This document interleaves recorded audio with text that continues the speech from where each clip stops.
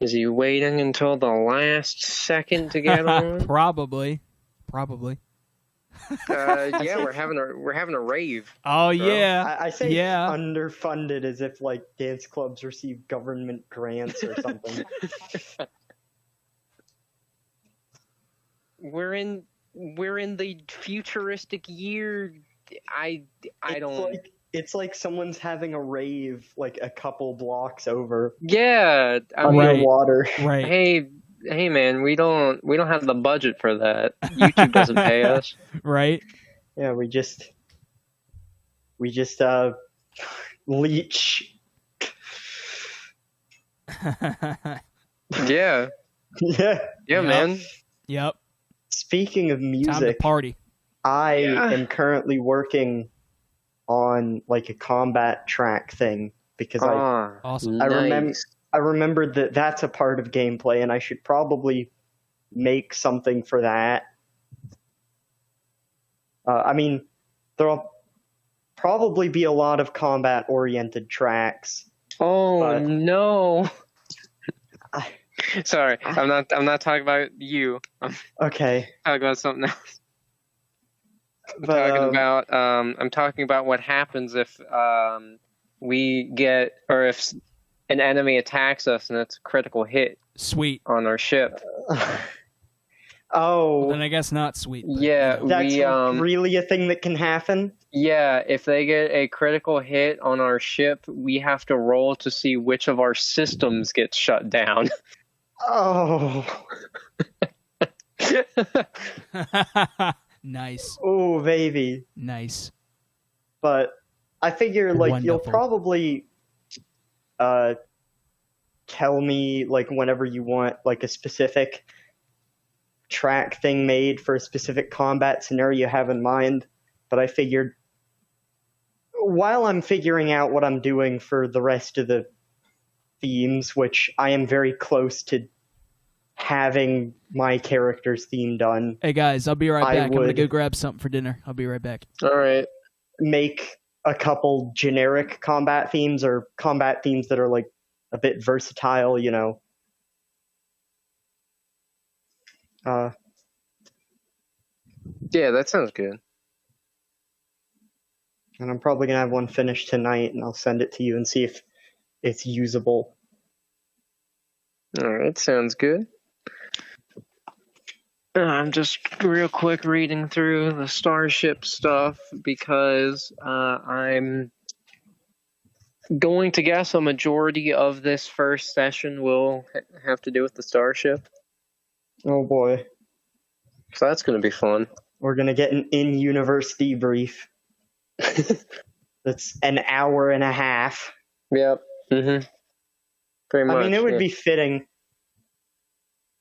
We're a part of the defense garrison. It would make sense. Yep.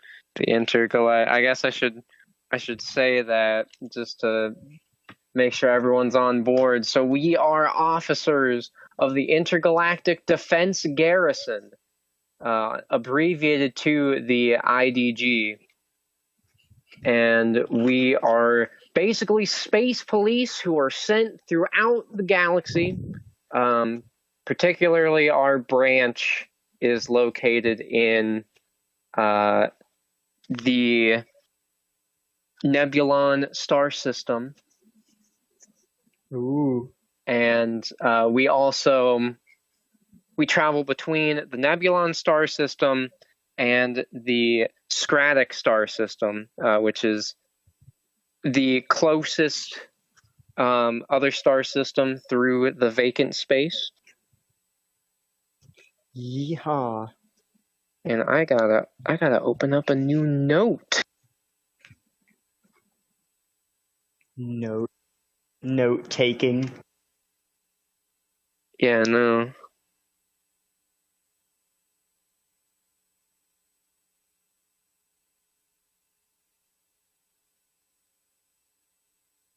So I can remember all these things.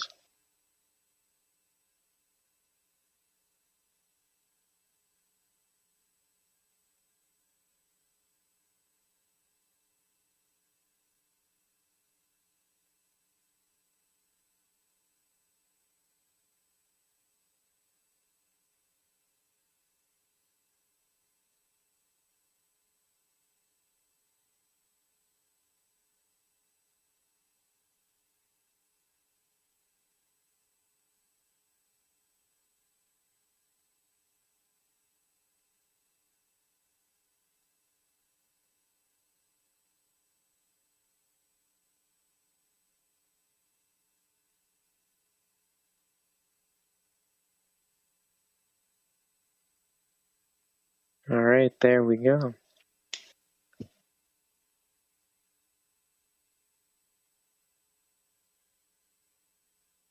All right, now I don't think it says if we need to like actually equip our ship with like weapons. It just has weapons. But I suppose we could upgrade them throughout, so I would guess that if we look at the actual weapons, we could just have it so like those are the ones mounted onto the ship. They aren't, of course, they're not going to be powerful weapons. Just enough to where if we are to get into a combat encounter, that we could basically stun the enemy and get away.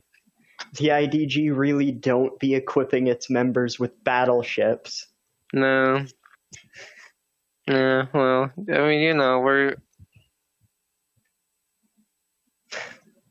not trying to kill anyone unless yeah, we're trying to bring them in alive, and once we do that, then it's decided whether they get killed off or not. Yeah, Blue, don't kill them. We're gonna have to requisition a missile cruiser, and we're gonna put the prisoners in the missiles and launch them at pirates. There you go. Kill two birds with one stone. Yeah, that's the idea that got Deselect promoted. We'll kill multiple people with one missile. Yeah. We'll kill the criminals with the criminals. Perfect punishment. Your punishment? Death by fucking being slammed into a ship. And now instead of imagining them being put into the missile, I'm imagining them like strapped to the front of it. They didn't even make special missiles for the prisoners. That's how little they care. Yeah.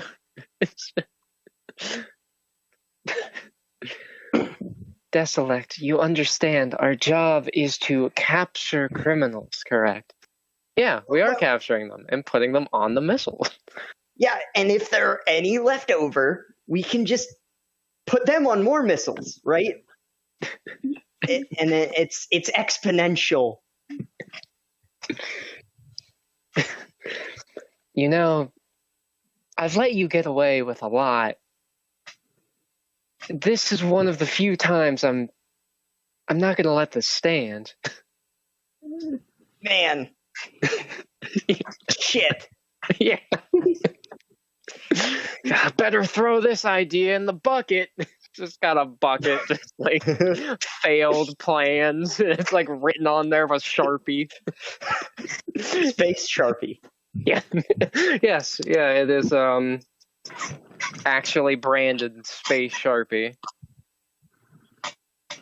As it should be.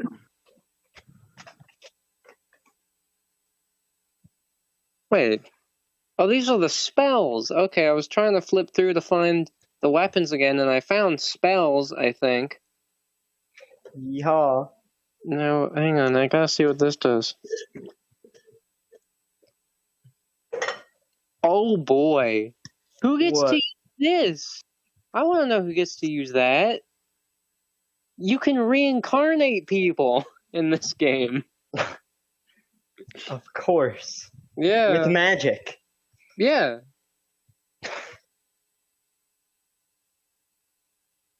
Who needs like cloning vats? You can just fucking chant them back to life.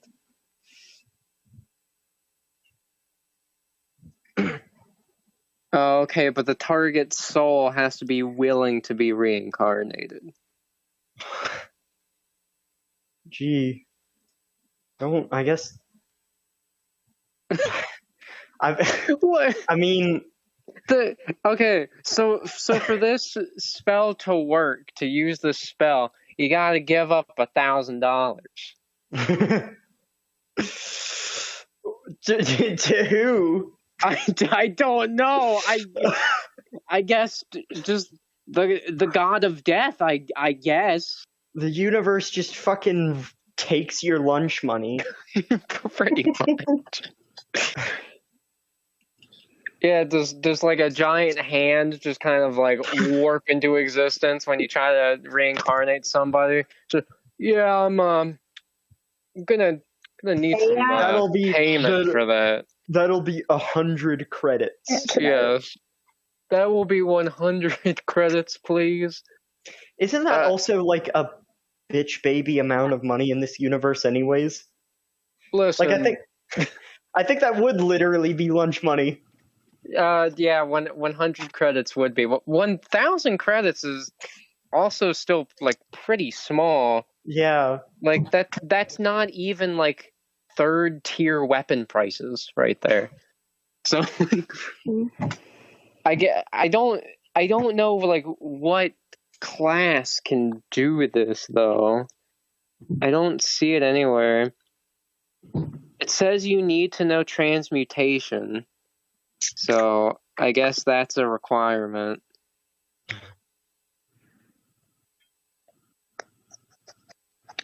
well. So yeah, so that's interesting. Wow, that spell description goes on for a long time. All right, let's find these weapons because I gotta see if we can lock on, or if we can put some on our ship. I should also probably look at our skills because our classes all have different skills just to see, so that when we're in a combat encounter, since spoilers, that's probably going to happen.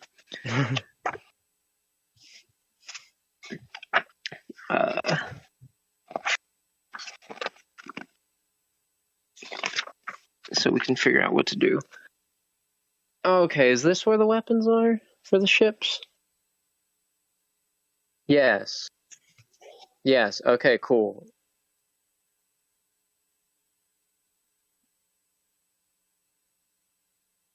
Okay, yeah, here we go. Okay. So we have like different types of ships here. Yeah, we'd be a medium like transport ship. Okay, there we go. All right, that's pretty easy.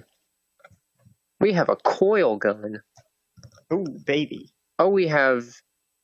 Oh wow. Okay. Oh geez, this is. They really go in depth here. Okay, so we have a forward attacking coil gun. I guess like a coil gun in the back as well. Yeah. And then we have a turret, which is a light plasma cannon. Just a light plasma cannon, you know. Sometimes I wonder with some like sci-fi spaceships why it'll be like you'll have I don't know. There's something about putting the turrets on a spaceship like it's a B-17 that just seems really weird to me. I guess it worked for those planes. And then I think it was a B-17. Yeah, so real quick before we start, I'm going to put that down for our ship, and then I'll read everybody their skills real quick, and then we can actually begin.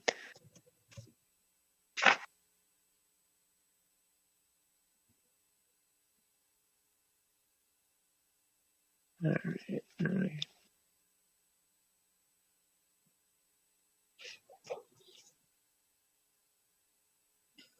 right.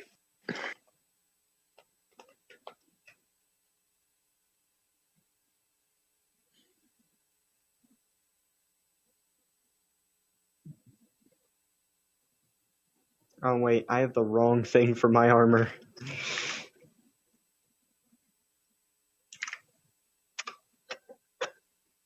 There we go.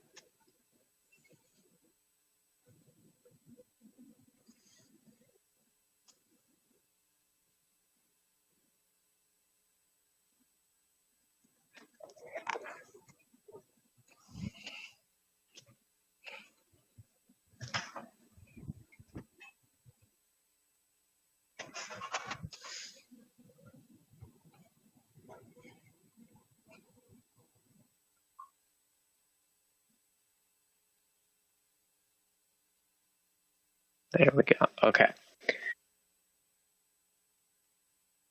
Oh, yeah, Gavin, real quick, could you also put down Deselect race on the thing? Because I forgot to. Oh shit! Yeah. Yeah, I forgot to do it last night, so I did it this morning. And since when I flip through, I flip to the operative. I'm gonna read what the operative can do first. Oh boy. Okay, so class level features. I really hope this isn't just another warlock situation. So your first 3 skills that you get, I think. Yeah. Okay. Yeah. These are the first skills you get. Operative's Edge.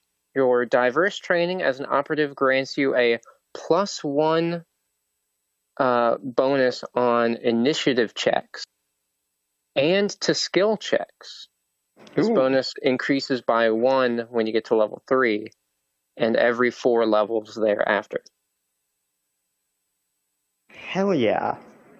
Specialization. Your specialization represents your primary area of expertise. Pick 1 specialization upon taking your first level of the operative class. Once made, the choice cannot be changed. Okay. So you can have exploit as your specialization. You gain your specializations listed exploit as a bonus. Oh, wait. Well, then what are the exploits? What are those? I don't know what that is. It sounds fun. It does, and it sounds like something he would do. Specialization skill mastery. You become so confident in certain skills that you can use them reliably even under adverse conditions. Well, that also sounds like something he would do, but I don't know. I think he would be more overconfident in certain skills rather than being like the right amount of confident. Yeah. Okay, I think exploit would be good for him. I think that's good. What is it like? Okay, here's the operative exploit. Okay, found it. Okay. As you gain experience, you learn special tricks called operative exploits. You learn your first operative exploit at second. Oh, what? At second level, and you learn an additional exploit every 2 levels. Okay, so is that like an early exploit?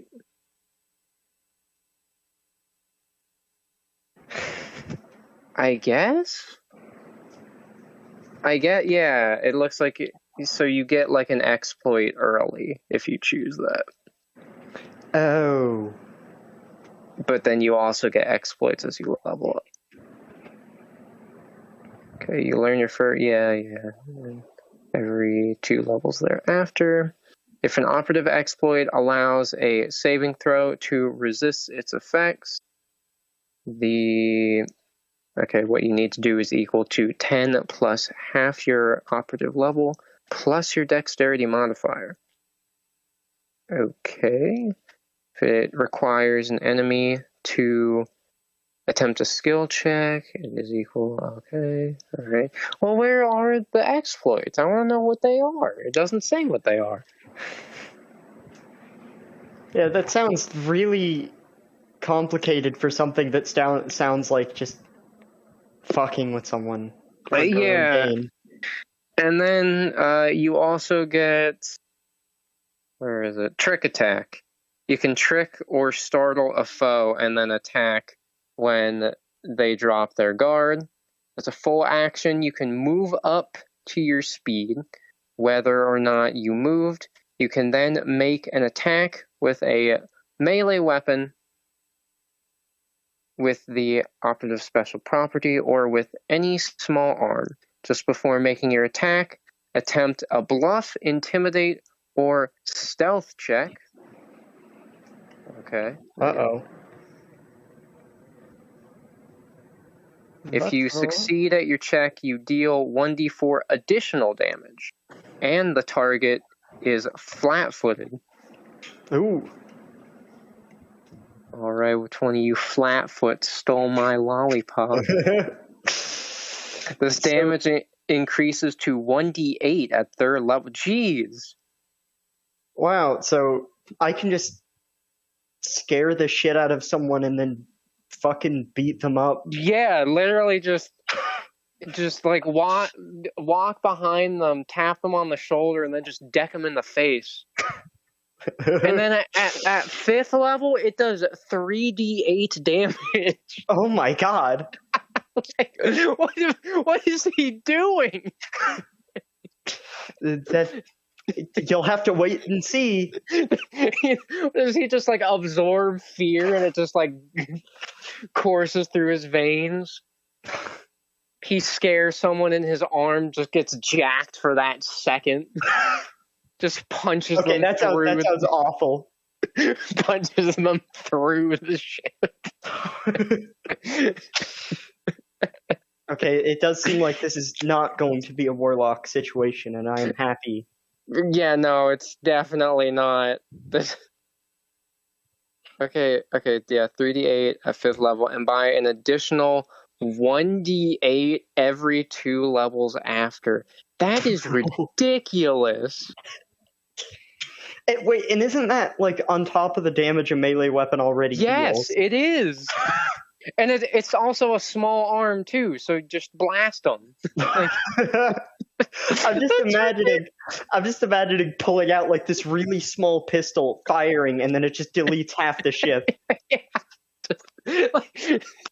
It's not even set to like lethal setting. It's just like the stun gun, and you do that, and it just like disintegrates that person's body. That's ridiculous. Okay, so that's awesome. All right, let's see what everyone else can do. Soldier. All right, Tessa, what can you do? Primary fighting style, primary style technique.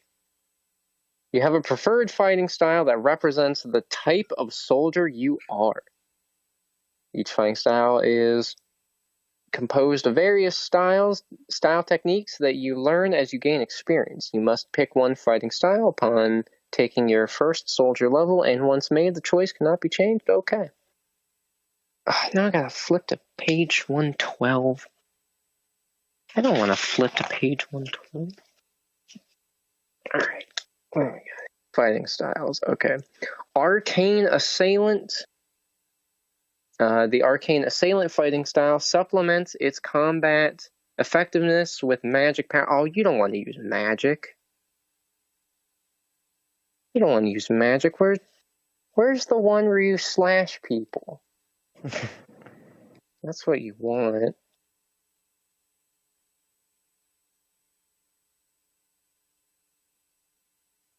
I'm sorry, what? So there's a fighting style called Armor Storm where you just use armor as a weapon. Like, essentially you take a shield and you just bash people with it. What's Blitz? That sounds interesting. The Blitz fighting style is all about using speed and aggression to get into the thick of melee. You increase your speed and responsiveness, gain abilities that make you better at melee combat than your enemies, and keep on fighting even when surrounded by foes. That sounds like Blue. That sounds pretty accurate. Yeah. And there's a ton of skills here. Hold up. What do we got here? Rapid response, you get a +4 bonus to initiative check. A +4? And increase your land speed by 12 feet. Oh. Jeez, she's going to be flying around. Jeez. And there's so many more. Okay, at 5th level, you get charge attack as a standard action. You can make a charge without the charge penalties, and you can substitute a bull rush. Oh, geez, that's a thing too. With a melee attack at the. Oh, okay. So instead of. Oh. All right. So essentially, what this does is normally if you decided to like charge at an opponent, like lunge at them, that would be one action for your turn. But with this skill, you can do that and then deck them right in the face afterwards. Ha. All right. That sounds fun. Keep fighting. Yeah, that one sounds pretty self-explanatory. As a move action, you can spend 1 resolve point. Resolve is what was it for D&D?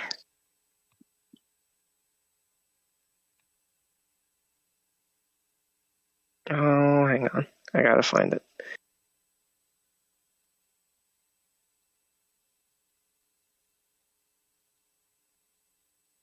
Inspiration. Yeah, resolve is your inspiration points.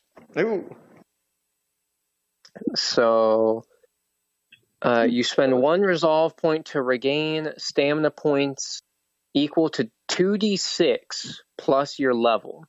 You can't use this ability again until after you regain stamina points from a 10-minute rest. The number of stamina points.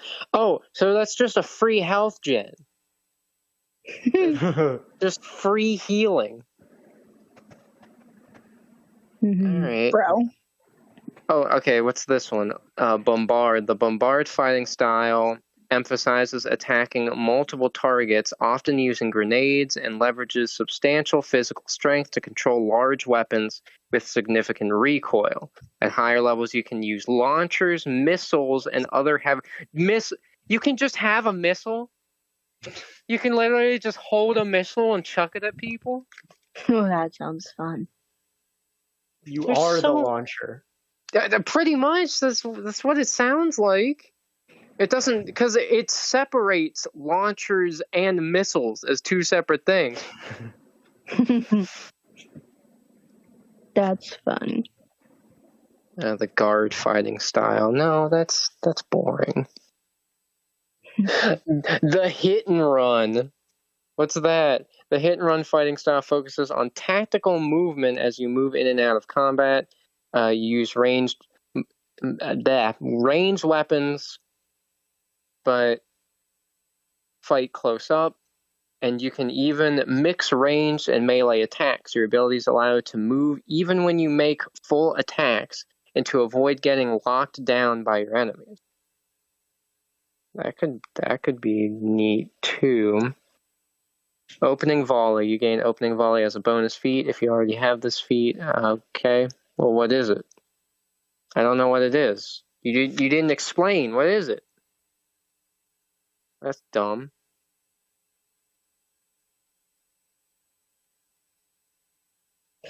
Man, those techniques don't sound good.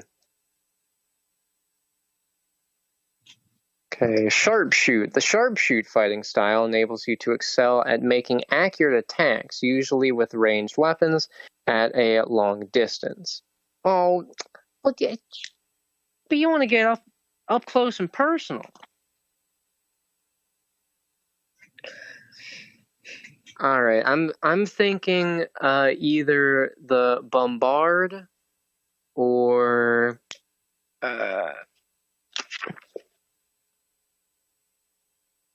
Blitz. Which one do you think, Tessa? Bombard. You want to use the grenades Yeah. and the heavy launchers. All right, bombard. That sounds good. Which means you get grenade expert. You increase the range increment of your thrown grenades by 5, like 5 extra. 5 plus your strength bonus. So I guess that's like 5 feet plus your strength bonus. You're able to salvage enough materials to create a grenade without paying for it. So she can literally just take. I mean, it makes sense. She's a robot programmed for war. But what this is saying is she can literally just grab some dirt, some twigs, maybe a few pebbles, take 10 minutes, and she can make a grenade out of that. Tessa, please don't. That sounds so fun.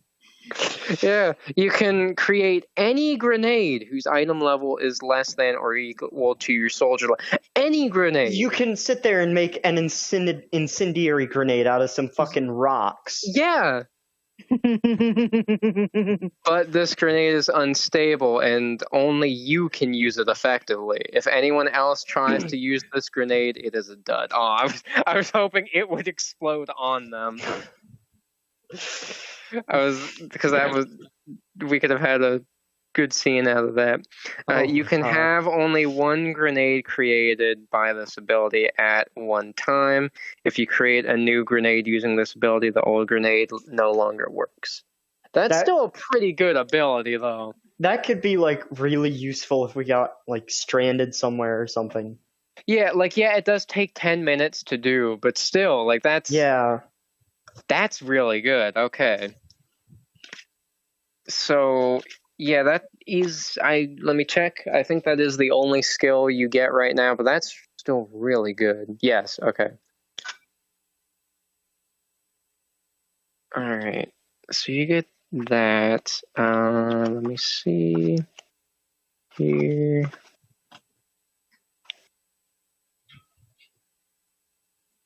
All right, what can I get? It was the mechanic, since that pulled up next.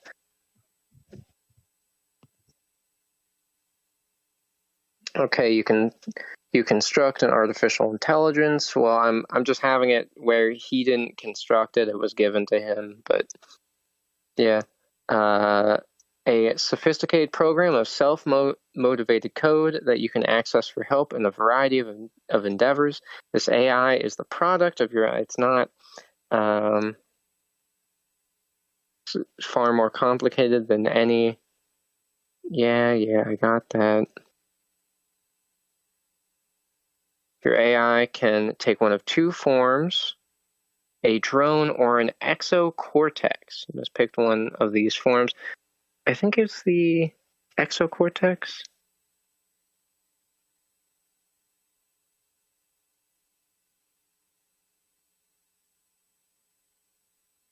Yes. Yeah, it's an exocortex. All right, because it's like, so that means the AI goes through Cybrix's body. Bypass, what does that do? You're skilled at getting inside computer systems and electronic devices. At first level, you gain a +1 bonus when interacting with computers and engineering checks. Oh, that's good.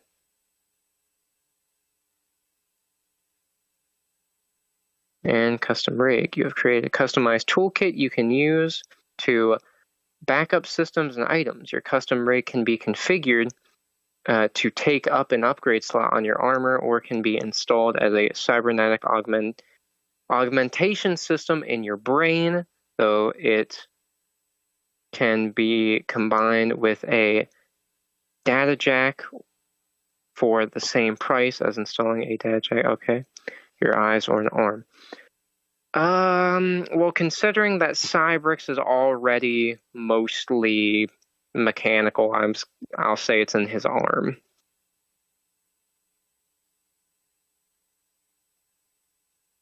So he basically just has tools where he can help with stuff. So, all right. Like a true mechanic. Yes. So that's pretty easy. Okay, let's see what the envoy can do. Because those were all pretty self-explanatory. I want to see more crazy skills. Okay.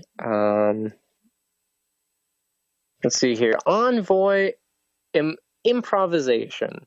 As you gain experience, you learn envoy improvisations, little tricks that bolster allies, confound enemies, or change the ebb and flow of battle using guile, inspiration, or luck. You learn your first envoy improvisation at level 1, and you learn an additional improvisation at 2nd level and every 2 levels thereafter. List of those are on the next page. All right, let's see what you can do.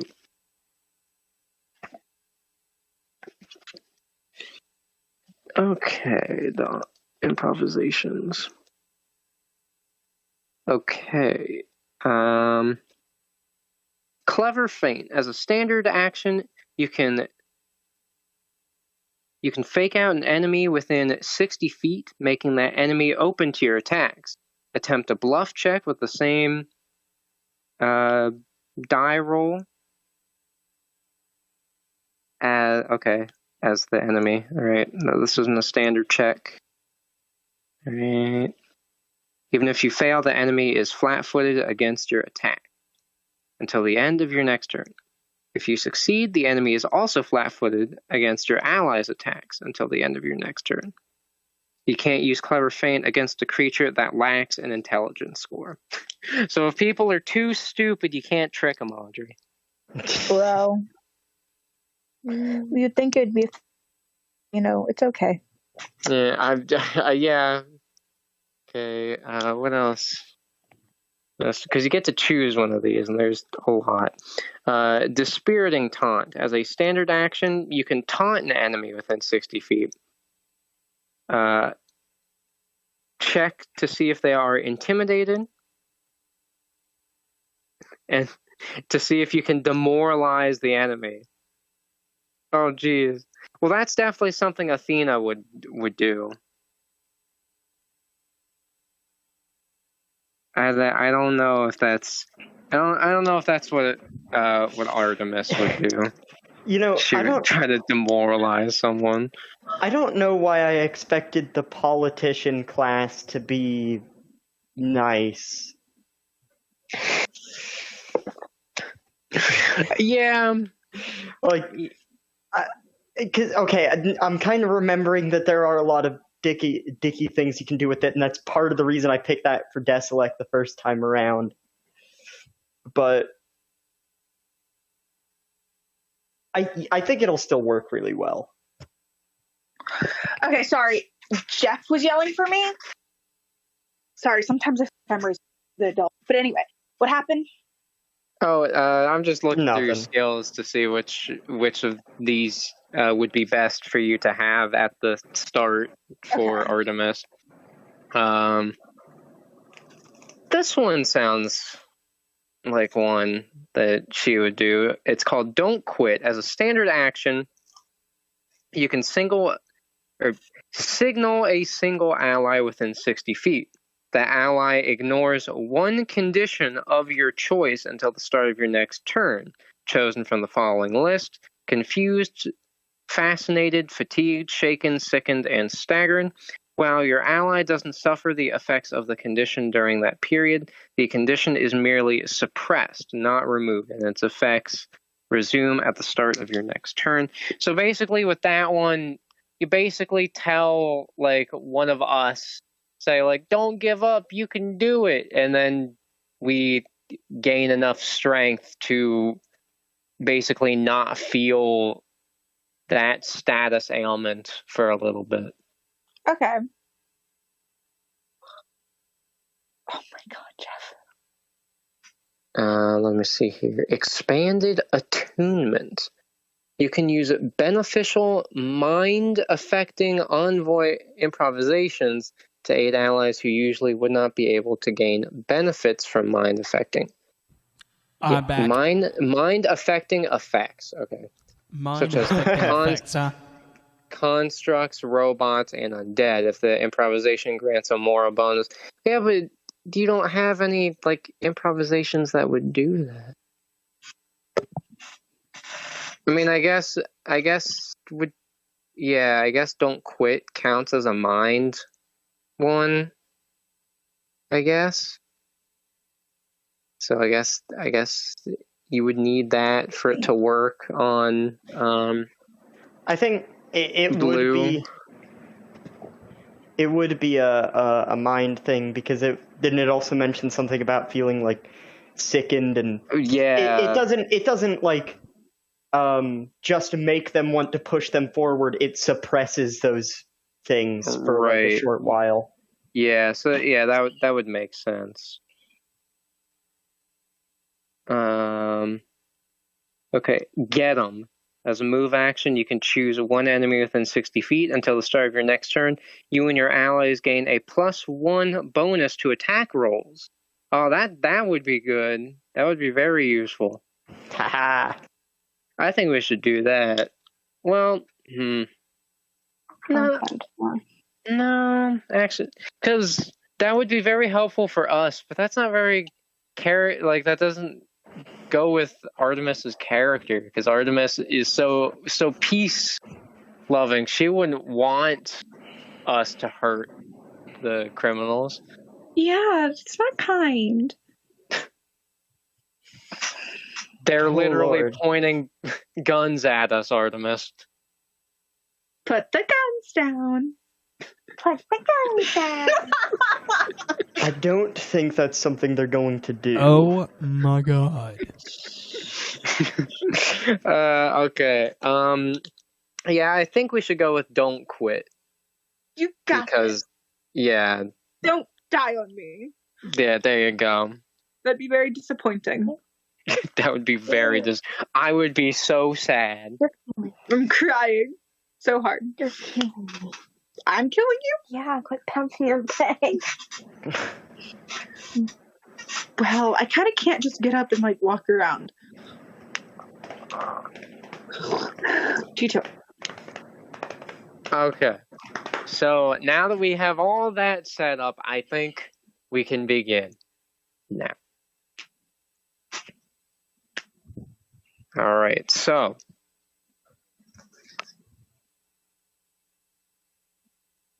the Messier 87, one of the many criminal transport ships owned by the Intergalactic Defense Garrison, is currently traveling through vacant space of officers committed an entire genocide on the planet Arcane 45.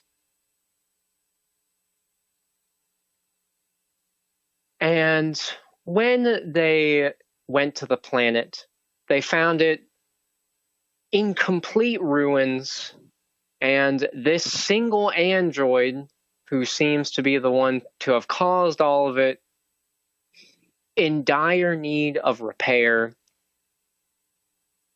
So, since she really couldn't put up any fight, they had no problem restraining her and taking her onto the ship.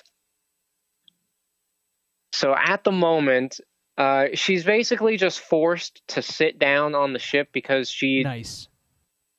her joints are so torn and worn down that she can't even really walk anymore. But she doesn't look happy about this.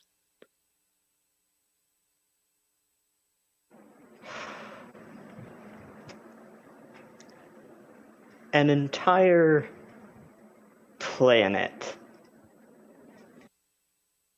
Yeah, that's what it says here in the report. Don't chastise her. That wasn't the point of me saying that. It's somewhat ridiculous, but I'm sure the media will pick up on it eventually. She might have had, it wasn't right, but something might have happened. Maybe we just don't know her story yet. Oh, I'm certain something happened. But I guess I'm not exactly paid to ask those sorts of questions. Correct. Yeah, I do gotta ask, how did you kill everyone on an entire planet? None of your business. Should have expected that. Well, Cybrix kind of just falls back into his pilot's chair. They'll get answers out of you when we get back to HQ, and if they don't, I guess you'll just be scrapped. Androids are usually created with some sort of purpose. Which, I mean, someone had to make her do that, I imagine. We don't know their gender. You do have an excellent point there. Cybrix just kind of looks at Blue, like, looks her over. I think I have a good idea. But if you really want me to make sure, he goes into his custom rig, and a holographic image comes out of his arm, and it appears to be a screen. He begins typing in some numbers, and as he does this, Blue kind of feels, it's like a weird sensation in her head as he's doing this. Who's in my head? I am. Get out! Here we are. Hey, don't rummage in her head. That's not nice. Well,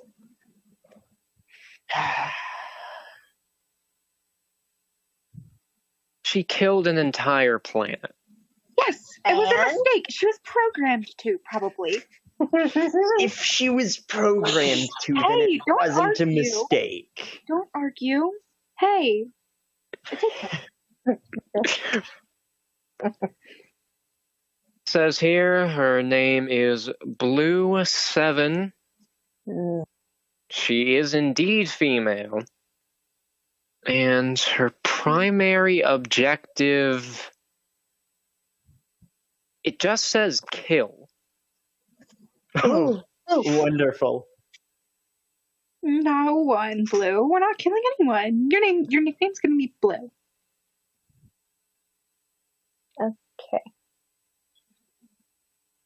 Cybrix is trying to scroll through more, but as he does, a message pops up, and the message says, error virus detected. What? Oh.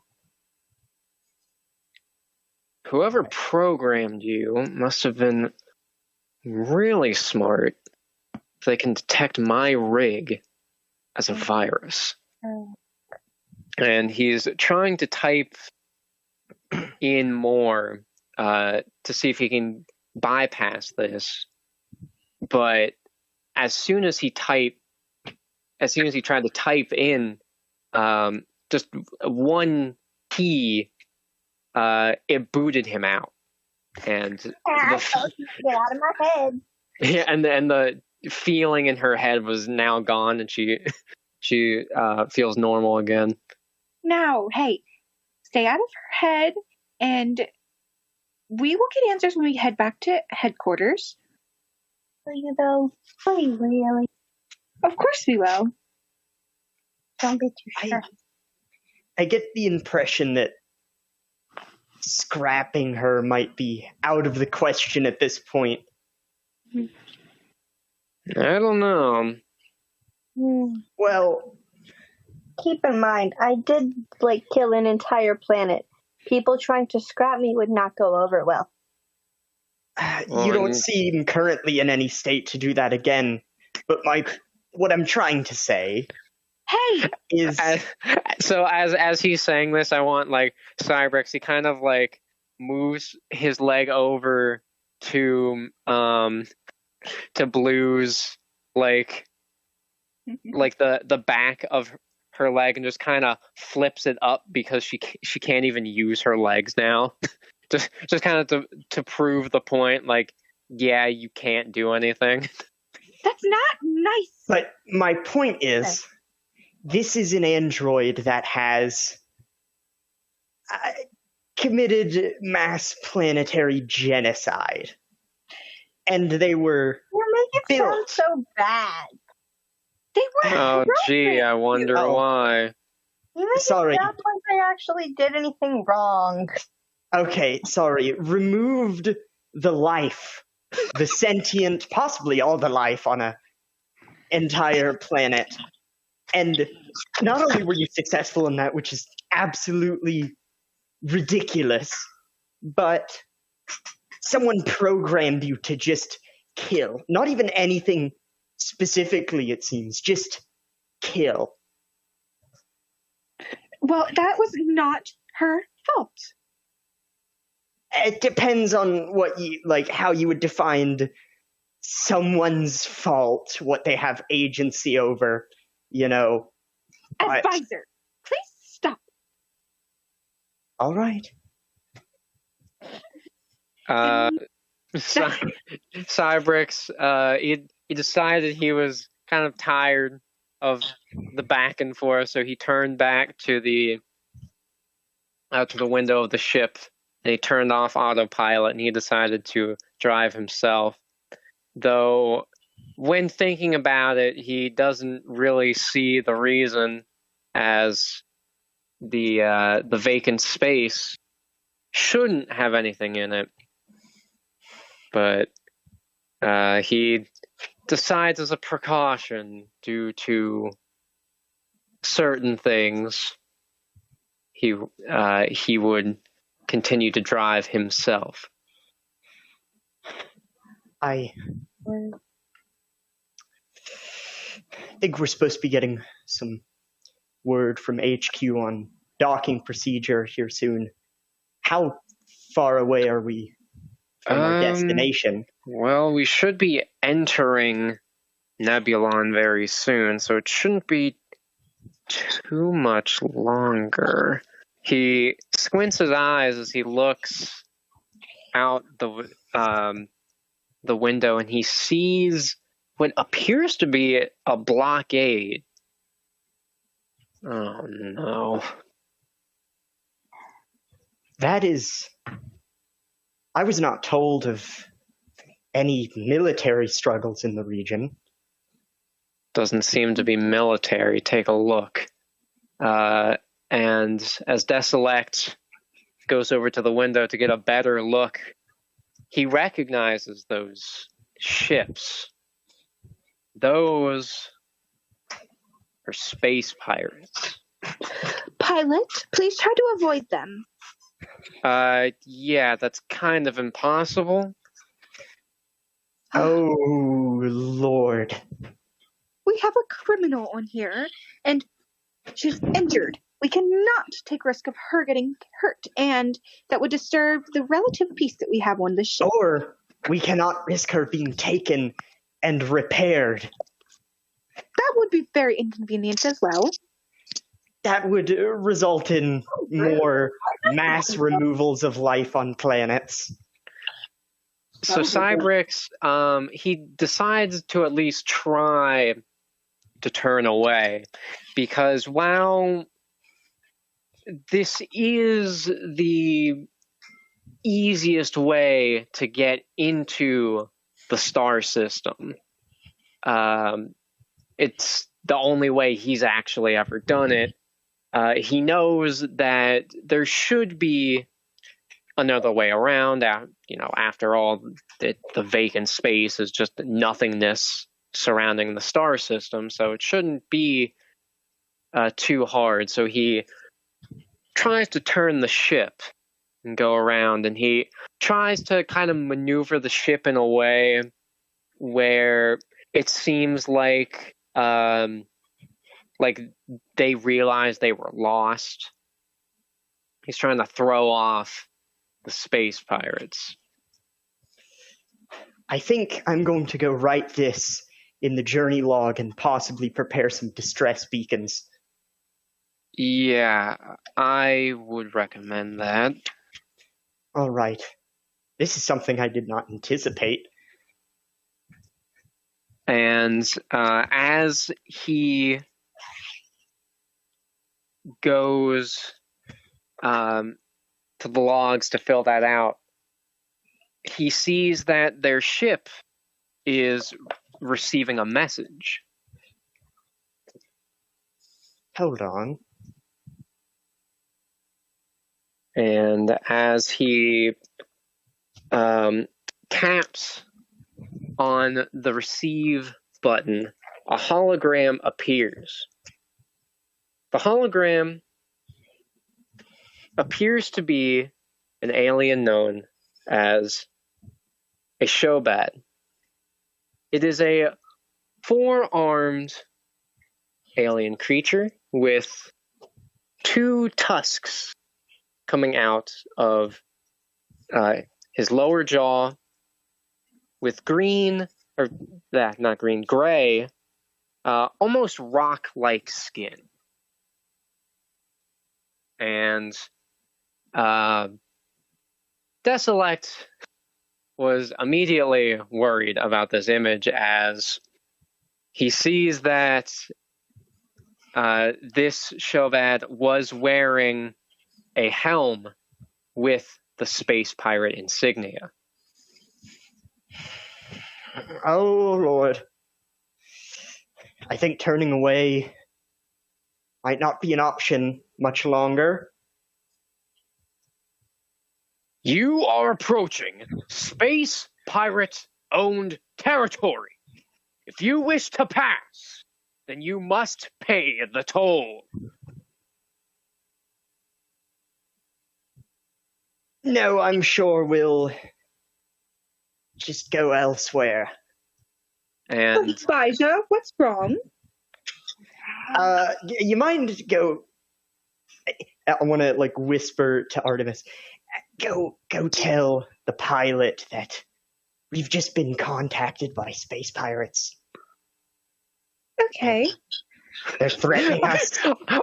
Artemis kind of just, just kind of walks casually over to Cybrix to tell him. Pilot, we have been contacted by space pirates. Yeah. I think it's a little too late for that info. And as he points out the window, one of the pirate ships went out of the blockade and had just moved right in front of their ship. Oh dear, maybe I should go over and talk to them. No. Oh, good heavens, what did I miss? I'm going to go to Yeah, that we're trapped. ship and talk to them. You're gonna die. And the Shobat is still on the call, by the way. Oh, And we have you surrounded. Pay the toll, or we will be forced to fire. Advisor, what are they saying?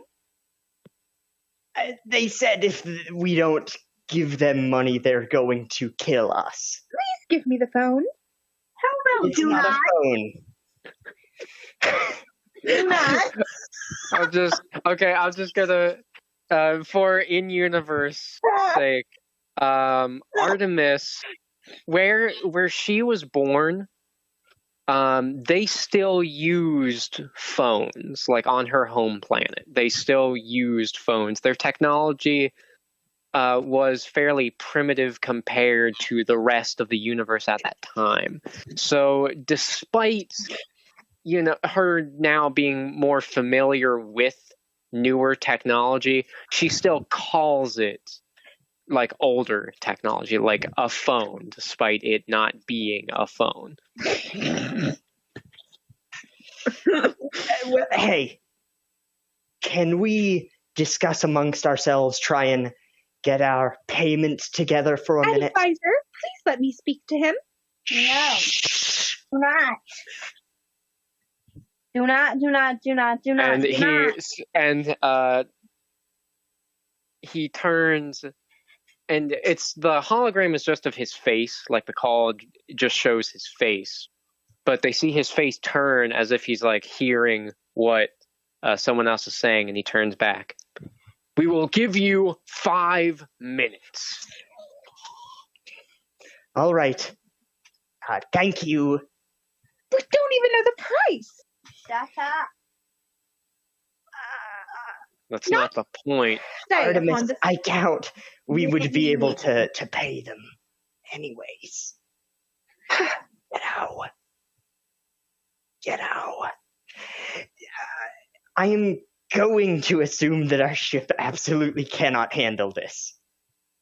Well, with our current weapons, we might be able to take out one ship, but that whole fleet, definitely not. All right. If you can try and figure something out, I'm going to prepare a distress beacon, try and get, the rest of the garrison. No, that will cause mass destruction. Here, I want to roll You're so an intelligence check for Cybrix to see what he can come up with. Wow! Oh my god! Already, thanks, game. Wow. What's his? Okay, wasn't his intelligence? Didn't I make his intelligence? Okay, yeah, his intelligence is super high. So, okay, so Cybrix is very stressed about this situation. He's trying to think quick about what they can do for this situation, because he knows even if Deselect gets the distress beacon and the garrison receives it in time to come help, that will not guarantee their safety. So he's trying to think fast on his feet, and he comes up with an idea. Artemis. Yes. Yes. Go and distract the pirate. I will. All right. I'm going to see if I can contact the garrison and any more local military authorities, although I imagine they're already aware of the threat. As soon as you're done with that, get back in your seat and make sure you strap in. Will do. And he holds onto the controls, ready for something. Find something. You are in no condition to. Please stay silent. Actually, Shut up. Artemis, do you mind bringing the robot to the gunning chair? Oh dear, no, that will cause mass destruction. I will not. Artemis, it will cause mass destruction either way. Let me go talk to them. I can bring peace. Shut up. Please be silent. I don't want to have to be rude, but you're All right. Let Artemis go. And as Artemis walks into the conference room to talk with the pirate, Cybrix quickly turned to Deselect. Please put the robot in the gunning chair. Yes. And Deselect does that. Yes, picks her up, puts her in the gunning chair, and now Blue's arms are fairly operational, so she is able to use the controls. However, she realizes that the controls have been, because she tries to fire. Obviously, she tries to fire immediately, but she realizes that the controls seem to have been locked. Oh, don't worry. I'm sure you'll get plenty of chances to kill. Just give us 1 second, and you can fire away. All right. The distress beacon beacon has been sent. I tried to make it as stealthy as possible. Okay, let's hope they don't catch on. Now, we cut to Artemis, who is now in the conference room, and she has closed the door to try to make sure that none of them were able to say anything that would get the pirates even more angry. Hello, I am Artemis. I come in peace. Peace. Then I assume you have our toll payment. Now, please explain to me what you would like. 10,000 credits. Now, I don't know if we have 10,000 credits. Then I'm afraid you can't come through. But we don't know if we have 10,000 credits. So it's not fair if you don't let us through if we don't have that type of money. Okay, we're gonna roll. I guess that would be a charisma check. I want to see if she can pull this off. Who's roll gonna? for it. Okay, yeah. Let's see. It's okay, because I have hella high charisma. Okay. Yeah. Oh yeah. Yeah. Okay.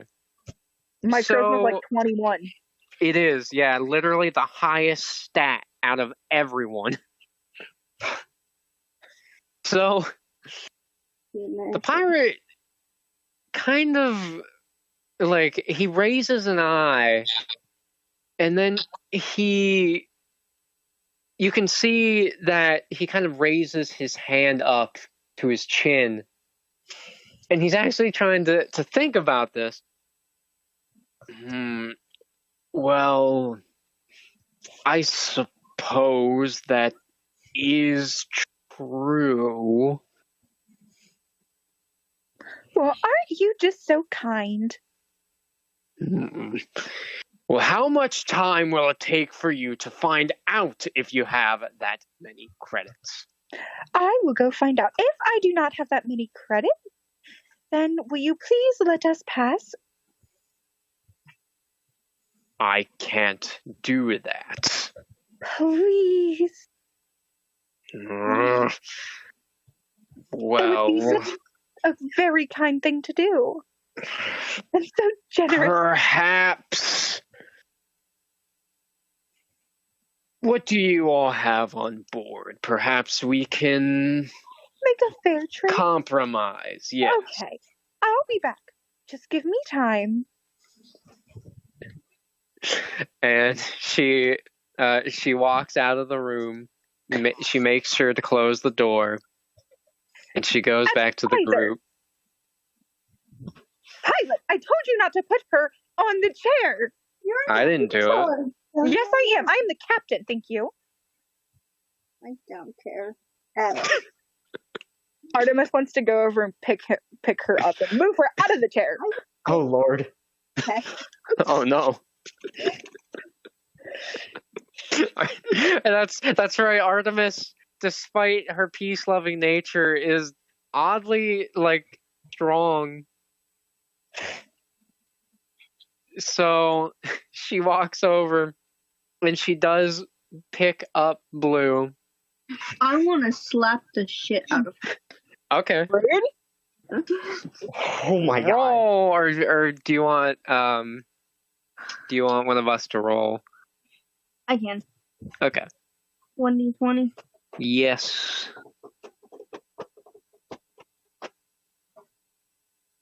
Oh. Wow. Okay. I Let me check your strength because I know you're okay. So she wants to slap Artemis so hard that Artemis lets her go and has her fall back into the chair. However, in her current state, her slap, while it did kind of sting a little bit, that's really all it did. And as soon as she slapped, her arm just kind of fell limp. Now, No. please stop. I am trying to be nice, but you are making it very difficult. Not my problem. I want her to be reprogrammed. I Ugh. wanted to be reprogrammed. Anyway, maybe We are about to get fucked by pirates. Listen to me, advisor. Okay, so what if they want 10,000 credits, but they'll let us pass if we have something else that they might like? Now, what could we give them that they might like?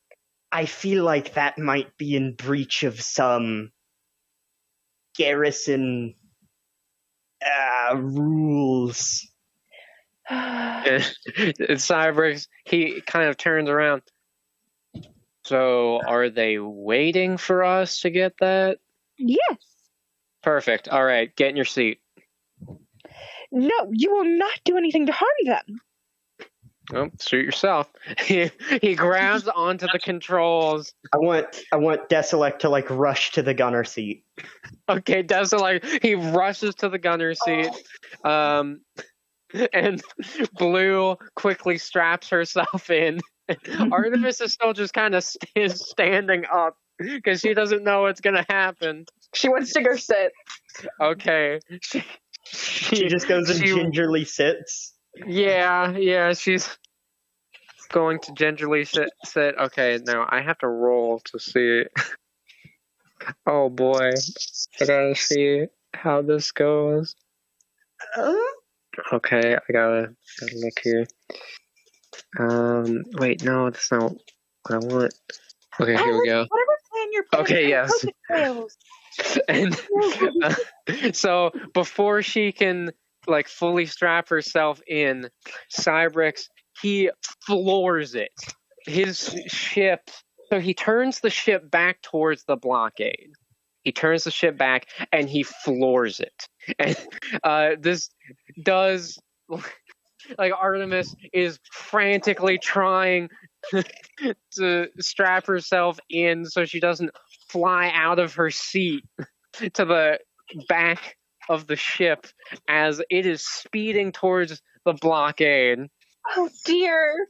What did you do? Just hang on. And as he gets close, he turns to Deselect. Start firing now. All right. Okay, so roll a. Well, I guess first, are you going to use the front-facing coil gun or our plasma turret? I think the front-facing coil gun. Okay, first roll 1d20.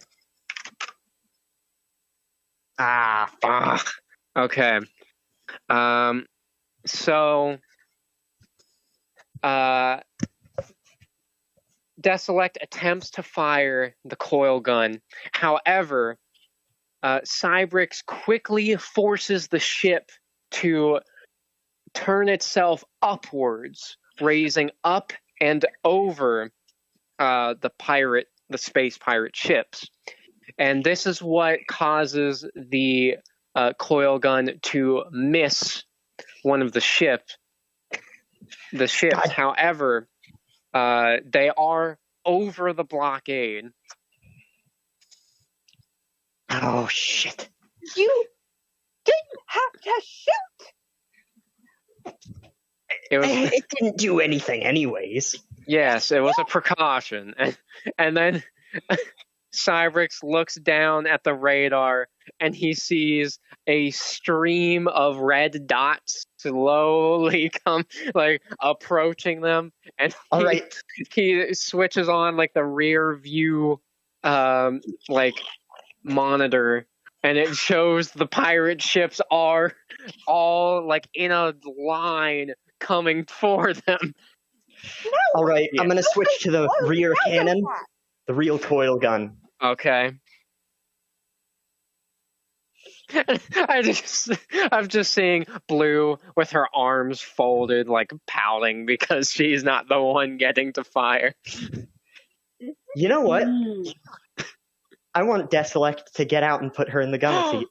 Okay. Yes. Do you okay. now? So that's Do what. you? Actually, okay. So here's what I'm thinking. Because of how like long Deselect is, what he does is he kind of like slips out of his like strap. He like coils around Blue, lifts her up, slips her into the seat, and then takes her seat.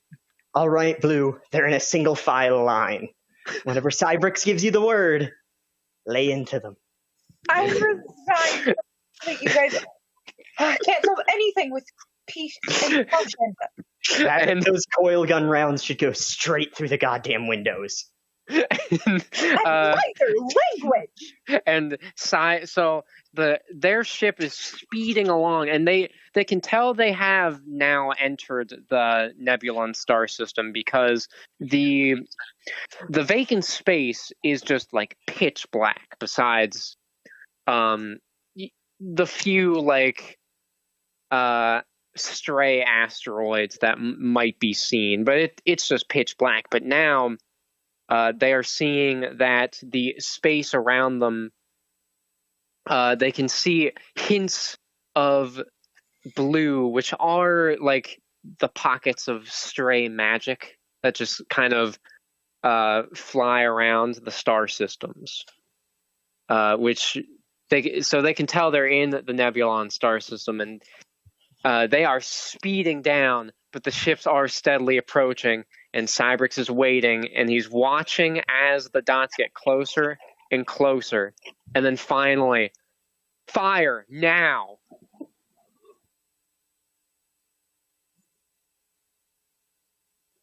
What? Well? Yeah, I fire. Okay, can you roll 1d20, please?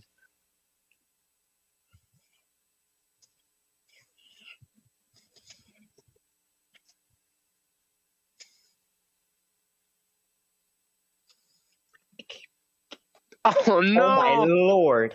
Oh no! This is not good. Well, I know it's a bit early to use any resolve points, but if you want to use it,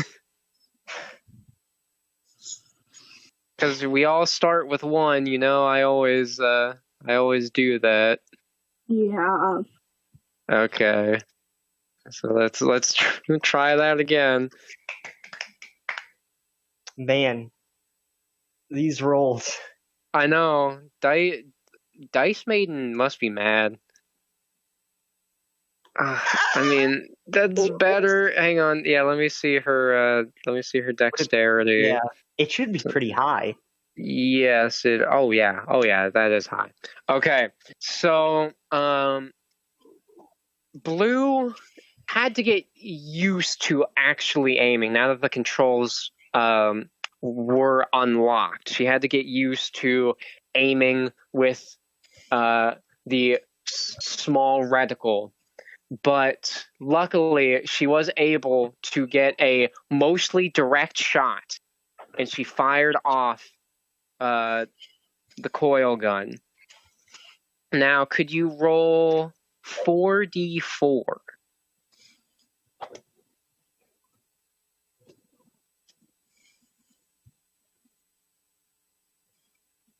Ooh. All right, yeah, that's pretty good. So, as she watches, and also Cybrix is watching on the rear view monitor, the coil gun shot hits the ship out in front, and they see an explosion, and they start to see explosions coming from a couple of the other pirate ships before the rest of the ones in the line split away. And as those pirate ships start to kind of just drift off, because it seems the coil gun hit their engine systems, the rest of the pirate ships eventually just disperse. There. See, Artemis, we made it. With violence. And in record time. I don't want to hear it from you, advisor. I mean, it's kind of my job to say things. People. Or things. Well. Cybrex now slows the ship way down, and he puts them at a very slow speed because he's checking on the radar just to make sure there aren't any space pirate ships kind of hiding about. And it looks like they all completely dispersed. You know, I know space pirate activity has been ramping up a lot lately, but this seems a bit much. I don't think I've ever seen them so organized. Yeah, you think maybe we should bring that up to the higher-ups? Yes, I'm going to see if any of that conversation with that higher-up, that special pirate, was recorded so that can be reported, and maybe we can get some sort of identification. Sounds good. So Deselect gets up from his seat and he goes into the conference room to see if he can, if that call was recorded and if he can add that to the logs and maybe even send a message to HQ with the call. And Cybrex turns over to Blue, who is still in the gunner seat. However, her controls have been locked again. You know, I guess I do have to thank you. Thanks. Pilot! Yeah? Let's go. Take her inside. Oh, wait, does she mean like inside the conference room? Yeah. Okay. So Cybrex gets up and he sets the ship to autopilot, and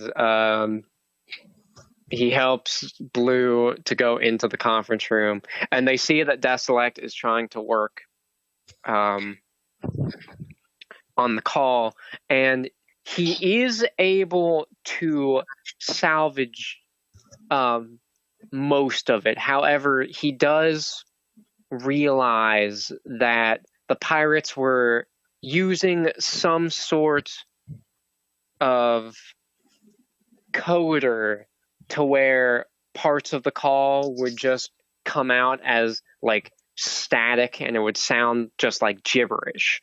However, he was able to reconstruct it enough to where you could make out some of the sentences. And at that moment, he was actually playing back what Artemis was talking to that pirate about.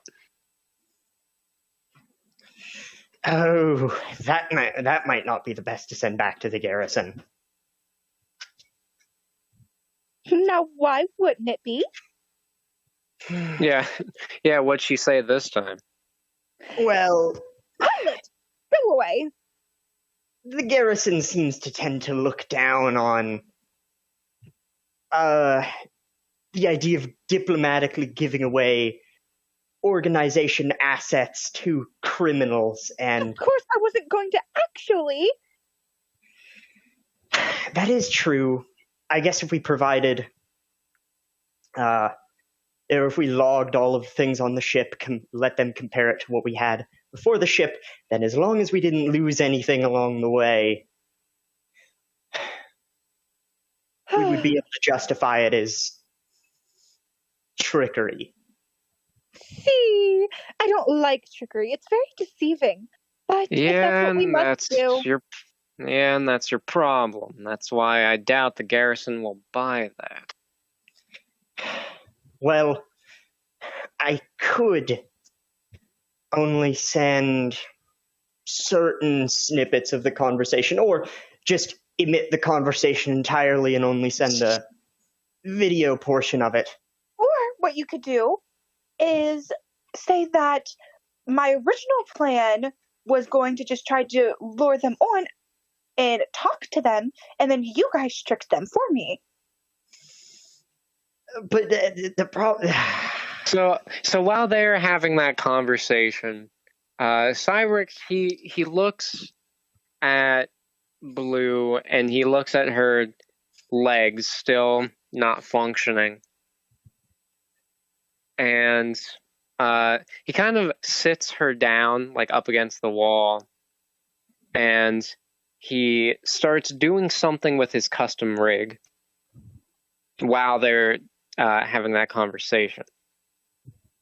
I think next time we go on one of these missions, we should request a gunner. I didn't anticipate it to be necessary, but, well... The violence that will cause. The violence that will cause. Did you not pay any attention to what happened? And, okay, while she's saying that and she turns around to look at Blue, her eyes widen in shock and fear because she sees that Blue is standing up on her own. Oh, good heavens. Phew! And they then look at Cybrix, who just closed his custom rig. Oh my goodness. I sincerely hope you know what you were doing, pilot. I was saying thanks. That's not, you say Well, things by saying the words, not repairing something that's damaged because they were killed a whole planet.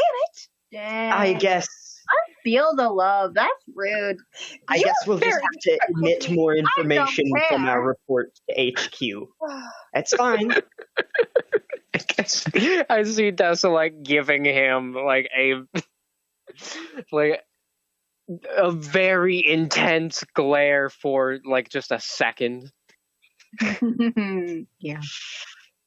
Well, I'm sure it was justified. I guess if not for her being in the gunner seat, we would be dead. Exactly. So, We'll just say that we found you with your legs operational, and if any of the media says otherwise, they weren't there. The deceiving.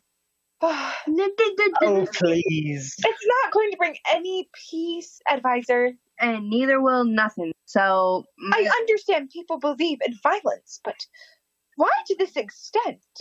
because It's not a lie. fun and you're a sissy. It's not a lie. We're just not telling them things. I mean, is it really a lie if it doesn't hurt them, or they'll never know about it? Advisor, sometimes I wonder. I wonder all the time.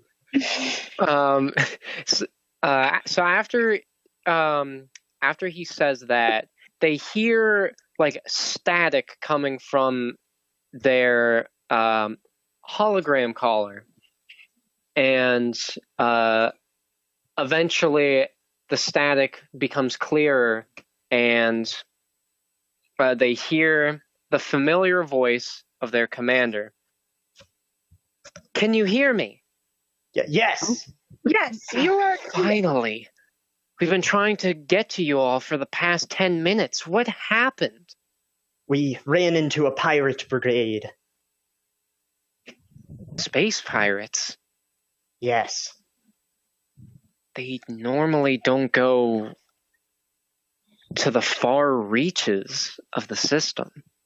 We had a small conference call with what I assume was their leader that we will be submitting shortly. I imagine you all might have some data as to who that is. They had some sort of blockade, and they wanted us to pay a toll. It was 10,000 credit. And it was on the outside of the Nebulon system, the outer regions. That is troublesome. Once you guys get back to HQ, come directly to me. What Yes, about the ma'am. prisoner? And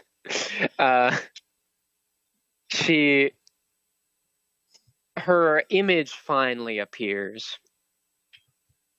And now I gotta find what race.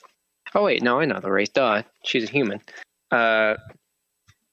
And as her face appears, and she looks at the crew, she sees Blue standing there. She sees Blue just kind of like wandering around the conference room, just kind of looking at everything. We let her touch nothing, and she so far has been very, good. Her injuries have made her, for the most part, inoperable. Yes, I can tell, since she is currently wandering freely around the ship. No, just in the conference room. We've kept an eye on her this whole time.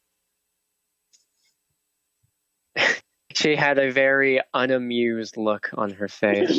There have been many, many anomalies throughout this journey, but we can assure you that the prisoner will arrive safely and will not cause any trouble, and has not caused any trouble along the way. I would hope so. None of her. She has not touched any machinery, and she has so far been very understanding on why she cannot. Does Blue want to say anything?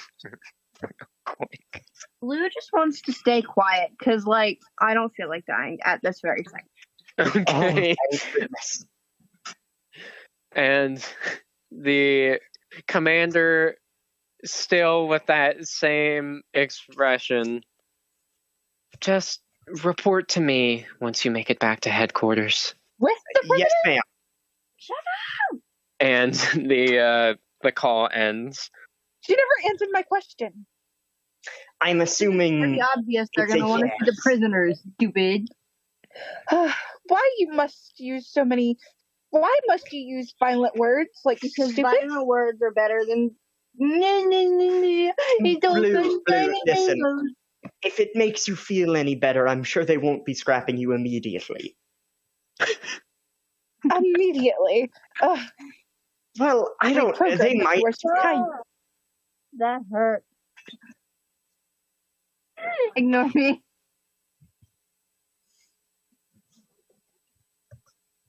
And well, I will prepare the logs. Cybrix, after the call ended, decided to go back to the cockpit and just kind of watch as they go through the system.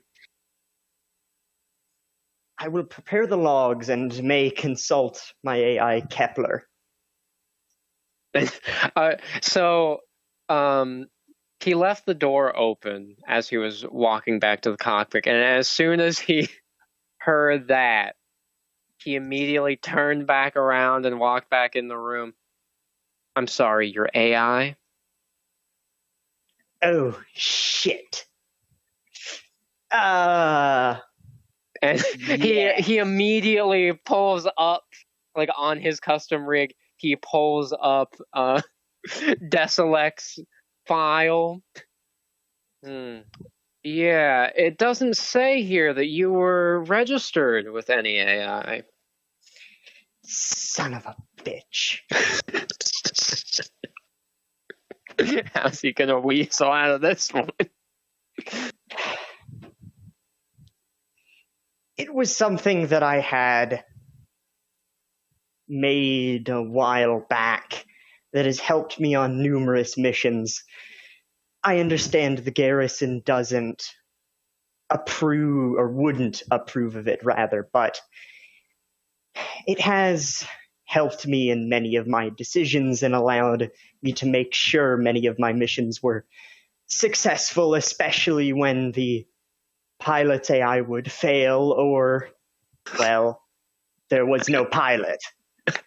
I feel like when he said, like, when the pilot's AI failed, he kind of, like, looked at Cybrix's arm, since he knows that is where, like, all of his stuff is, including his AI.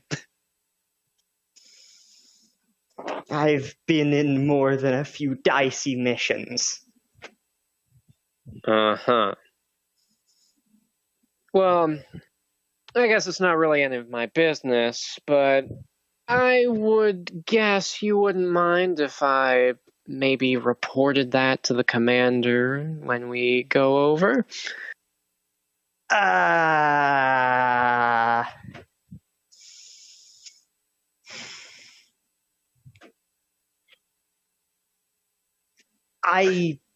would mind, actually.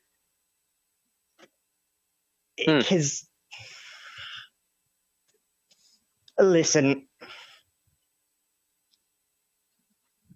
I'm doubtful you're one to always follow procedure either. You know, sometimes you have to make some decisions on your own. So I will say that Deselect and Artemis are both aware of the rumor about Cybrix, because this was not his first crew. And the rumor going around the garrison is that he killed his crew. So when Deselect says that, that is what he's sort of alluding to. And Cybrix kind of glares at him now. And what do you mean by that? You're known around the garrison for being a renegade.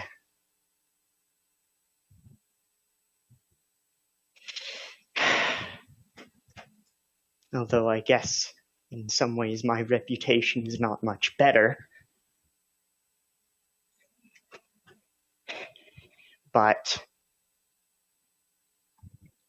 this AI is very important to me. And so is this job. And, well,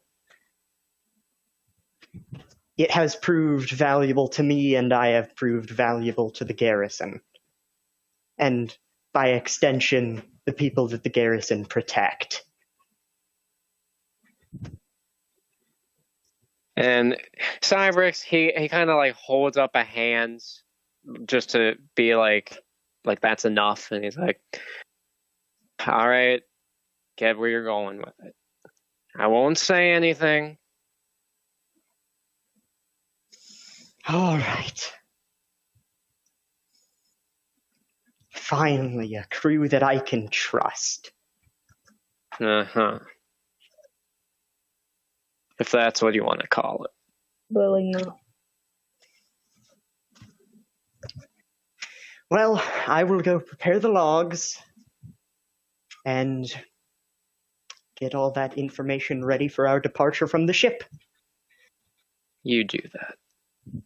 And now he actually walks out of the room, back to the cockpit. What does Blue want to do now, since she is just kind of free to roam? I just want to roam around. So while all that was going on, and I'm imagining Artemis was just kind of standing there afraid that Cybrix and Deselect were going to try to kill each other. So she was just kind of focusing on that, waiting to see if she had to jump in. So no one was watching Blue. And Blue had left the room while they were arguing. She was just walking around the ship. So she walked back into the main room, which of course has the cockpit. It has the the gunning station, and it has the other seats for the other crew members. And she continues walking through, and as she goes past that and she goes down the hallway, she sees that there are rows of cells that line the hallway. And she kind of gets the idea that it might be fun if there are any other inmates to let them free, maybe let them go wild a little bit, and then she can take them out after, they've had their fun. But as she looks in each of the cells, she realizes there aren't any other criminals.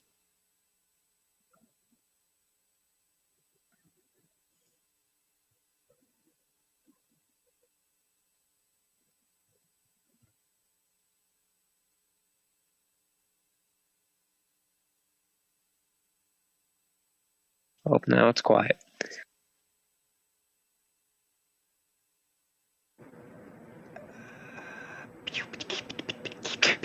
Okay, so let's cut back to Deselect. So Deselect stays in the conference room, and he's getting the logs pulled up, and he puts in his drive into the console, and as he does, the holographic image of his AI appears. Now, does his what'd you call his AI? Kepler? Kepler. Yeah. Kepler. Okay, here, let me put that down real quick.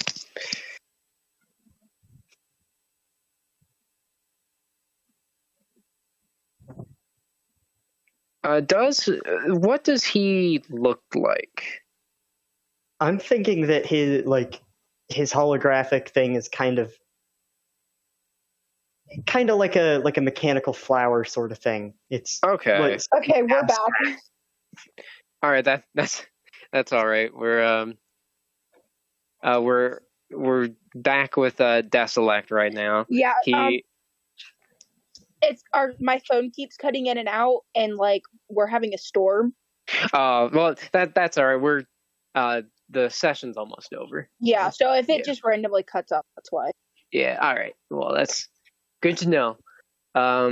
So as he puts in the drive, a holographic image appears, and it at first appears to be like the bud of a flower. But then it slowly opens up and sort of wires are coming out of it. And the petals of the flower seem to move in a way that's almost like a mouth. I cannot believe I made such a stupid slip up. Sir, what happened this time? Well, while I was discussing with my crewmates what I was going to be doing before our departure, I mentioned that I was going to be consulting my AI.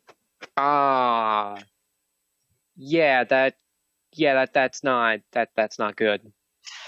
Hopefully I convinced the pilot to not say anything, and the captain is so I'm not terribly worried about her. But well, that's good. That's good. I'm not sure why I made that sort of slip up. Well, I don't know if I can say for sure, but maybe some part of you actually trusted this group? Maybe. I don't know why. But... Although it could have also been me coming off the high of teamwork from us fending off those pirates. Oh, they're space pirates. That's Yes. weird. We ran into a whole blockade of them on the outer edge of the system. Yeah, that should not. Yeah, why would they do something like that? Well, we're going to be consulting with HQ to see if we can get any more information, especially regarding the commander of the pirates, or supposedly the commander of the pirates that had contacted us. Well, the mission has so far been very successful, and unless the other crew members get too suspicious, I don't see any reason to take any kind of action. Oh, well, that's good. Well, all right. I'm going to be turning you off now. We are fast approaching the station. All right, sounds good. See you later, sir. All right. Thank you. And he unplugs the drive. And as he leaves the conference room, he sees everyone else is sitting in their seats. And they are now approaching the Intergalactic Defense Garrison headquarters, which is a gigantic satellite. And that is where our first session shall end. Yeehaw. It's kind of great because that was even a mess up on my part. Yeah, no, like that was perfect. Like that was a perfect mess up. I'm going to try to kind of, like, I don't want him to get all buddy-buddy with the crew too quickly. I'm still going to see, to draw out his being a shit nugget thing. But, because he still doesn't really have any reason to, like, be nice to the crew, because he had to, like, he had to try pretty fucking hard to not get Cybrix to basically get him kicked out of the garrison. Right, yeah. And well, I really liked how you kind of made him subtly be like that. Well, you know, if anything happened to me, since I'm pretty important to the garrison, you know, that would, and you know, he didn't get that far because Cybrix knew what he was doing and what he was getting at, but he was like, you know, it would kind of be your fault if something bad were to happen to me. Yeah. Oh, this is really good so far. It's a pretty short session, but yeah, yeah, after actually getting our characters back together, it's it's because, you know, we could have also gotten to the but they were having they were having issues, but I also thought that was a good stopping point for first session, you know, because I think that worked very well with the D&D, was the having the shorter sessions but giving them really good stopping places. Yeah. Also, I do like this idea that, like, Cybrix is really intelligent, and it's something that he doesn't always display, and because of that, Deselect kind of underestimates him. Yeah, I did notice that. So I like that whole thing, because that might make him realize, like, this guy is like in universe wise, I would say about like equivalent in terms of like intelligence. and then Deselect would be like, we're on the same level, but he disagrees with me. So why is that? Why is he not manipulating a bunch of people to get his way? Why is he so bent on freedom and protecting people?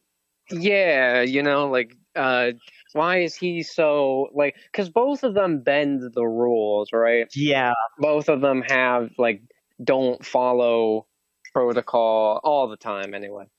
But for Deselect, it's for personal gain, while for Cybrix, he does it because he wants to do the right thing. So that would, I'm imagining initially, Deselect might be probing Cybrix, questioning him to, use that against him, but it eventually transitions into him being genuinely curious. Yeah, I think that'd be really cool. And because they're both alike in a lot of ways, but at the same time, they're very different. Yeah. Both of them have the AIs, both of them have bad reputations with the garrison. Both of them want to do their own thing. I do really like their dynamic. Yeah. And everything. I like all the characters' dynamics now, actually. I like Blue almost seems like a bit more of a character than Lashana was. Yeah, I think so too, because the whole thing with Lashana is she just wanted to kill things. I did give her a backstory that tied in with the plot, but even then, that didn't really do anything, right? She didn't really develop from that. It's just it happened to her, but she didn't change or anything. And I doubt that Blue is going to change either, but that would work because of her story, right? Yeah, and it does also help that she has a character to really clash with, because in D&D, none of our characters really approved a lot of what Lashana did, but they were never outright against it. But in the case of Blue and Artemis, they are just totally opposite. Yeah, complete yes. Even with language, where Artemis doesn't even like harsh language. Yeah, everything about them is just opposite. So I really do like that dynamic, especially Blue constantly mocking Artemis, and Artemis trying desperately to because Artemis doesn't have the wrong idea. Her intentions are good. Her intentions are really good. And whenever we came up to those pirates, even for the most combative person, it would be reasonable to consider that combat might not only be not the best option, but also just not an option. Because what we did, while it was combat, was more of just fucking floor it. Yeah, try to avoid as much of them as we can, and get some pot shots off. Yeah, and we did. We did damage a few of their ships. I think 3 specifically. It took out 3 of their ships, but that was only because it caught them off guard. Yeah, and Artemis did buy the crew some time. Yeah, exactly. So. Which I liked. I liked how she handled that as well. I think this was a really good group of characters. It was. I think they all have good dynamics with each other already. Yeah. There's just a lot of potential with this campaign, and I am very excited to see where it goes. Actually seeing the characters in action also gives me a better idea of like what to use or what to do with their themes. Because yes, the thing with Cybrix is he has like a whole, like, I know like his, or know like large portions of his backstory, and I've already seen like a version of Cybrix in the past. Right, yeah, but yeah, I see what you mean. It's but now that we actually started the campaign and I actually got to show off his character. Yeah.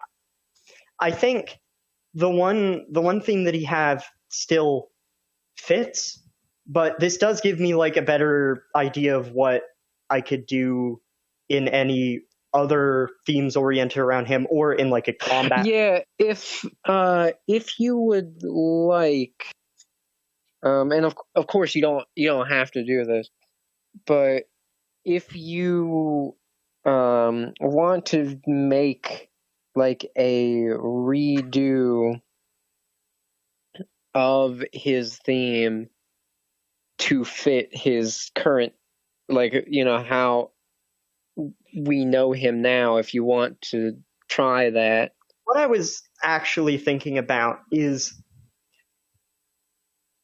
potentially keeping that theme, but having that theme wait for like a more emotional like time with the character, and making another more primary theme that's like for any other things that he might do that would be relevant, because okay, I guess that theme could be used as a more specific one, not necessarily Cybrix's theme, but if anything like really emotional happens to Cybrix, and then I could just use certain motifs and some of the instrumentation from that theme to make his actual theme, which I'm imagining would be a lot more laid back.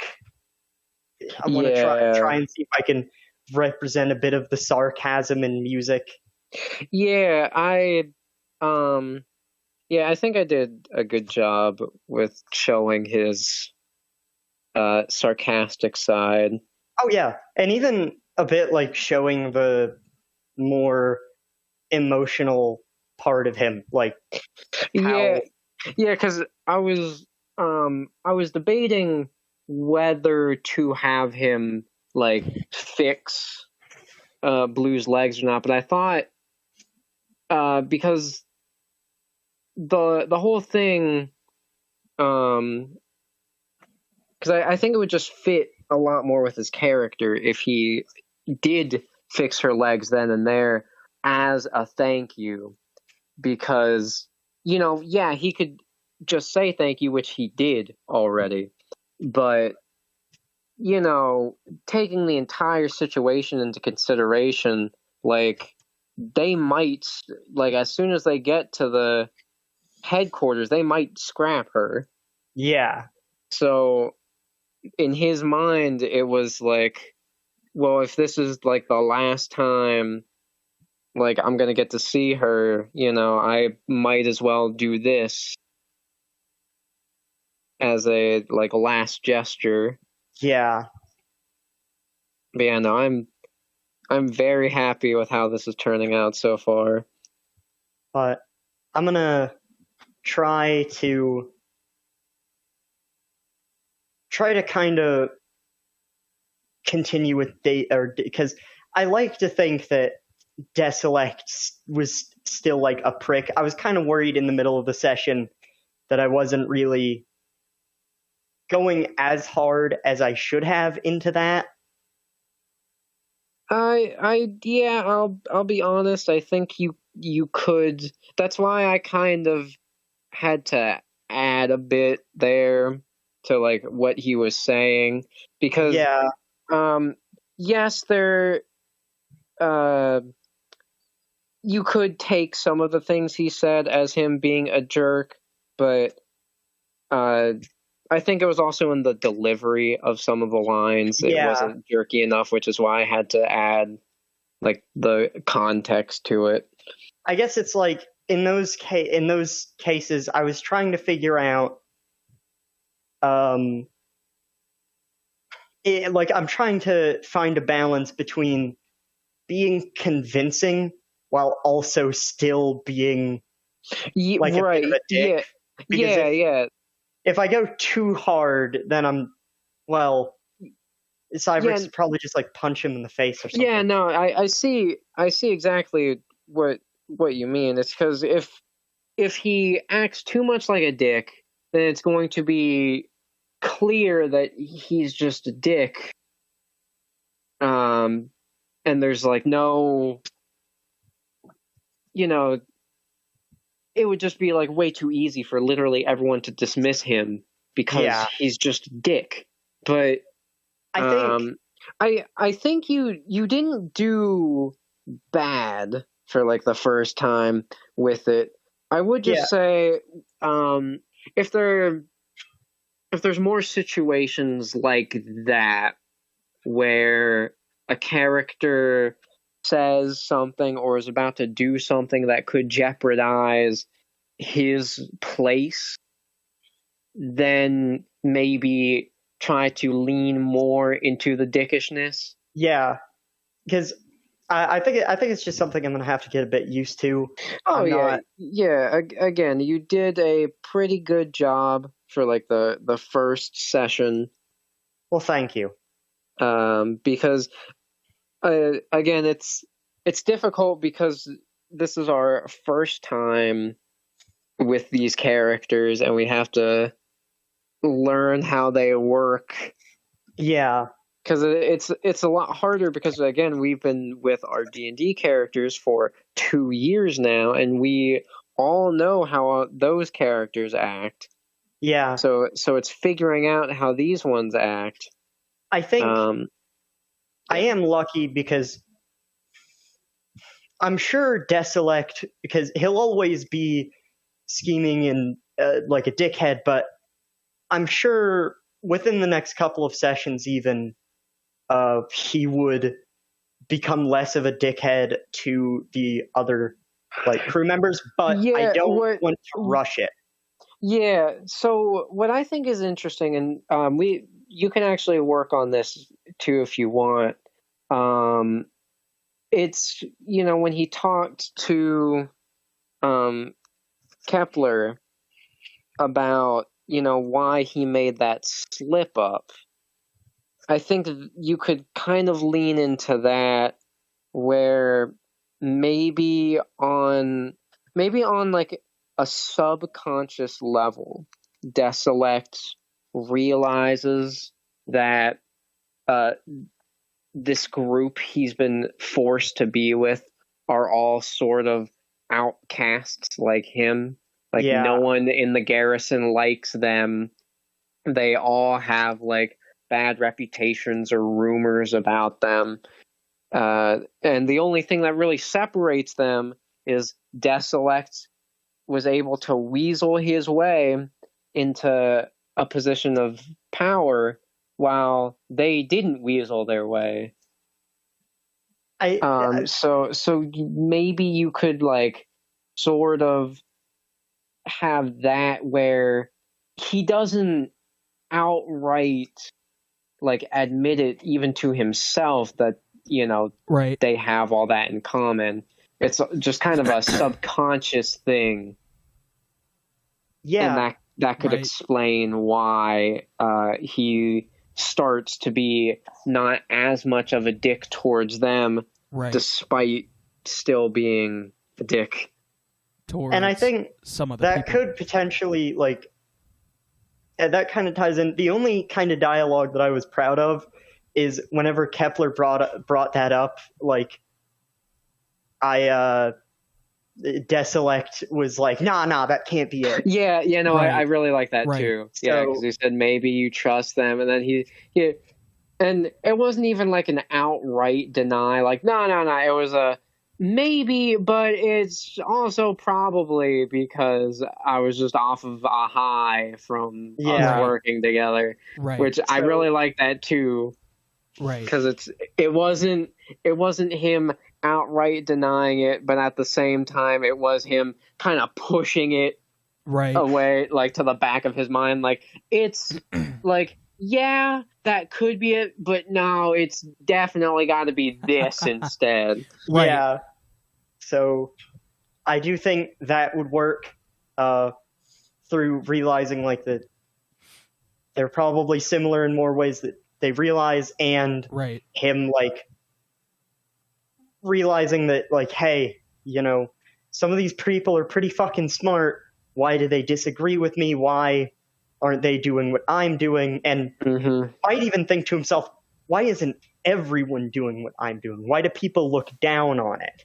Yeah, that would actually be a good that's not arc bad to have. Also, real quick, I liked doing the commander because I got to show how the commander and pretty much like all the higher ups view our group in the garrison. I liked that moment where like, and it wasn't just the fact that they had Blue just walking around. It was just like how everyone tried to like make the situation seem okay. That also got to her, and I think that was great. I think it was set up very well how little of Deselect's shit the commander takes. Yes. But I do kind of find it funny because in that, it wasn't like, of course he was covering it up because he knew he'd get in trouble because, you know, they were all doing it. But he wasn't even trying to cover up something he did. He was freaking out because he was realizing, oh my god. Yeah, like we have a criminal just walking around our ship. I guess the initiation to all these different epiphanies that he has could be him asking himself, why are we making so many basic procedure fuck-ups? Like, I've never, in all of my time, had to, or even wanted to cover up for something that someone else did. Yeah, that's also an interesting part of it too, because what he would probably normally do is he would immediately like say who did it and have evidence to show that they were the one who did it. And since he is the advisor, I would assume he's been like the advisor for multiple crews. He would get them either demoted or possibly even completely fired. Yeah. And that could also be like why he's been with so many different crews instead of just being in one, because he brought up how he was with multiple crews. It would make sense that maybe because he's done that so often to give himself a position of power, that he's just gone from crew to crew to crew, because he's basically made every other crewmate he's had either demoted or get fired because of something they messed up or something that he had a part in messing up but was able to fully blame it on them. Yeah. But man, I already love like this campaign. This campaign's just gonna be great. Well, hell yeah. All right. Well then, I guess we can talk throughout the week about songs and stuff. All right. And until then, I guess I will talk to you on Friday. All right. See ya. See ya.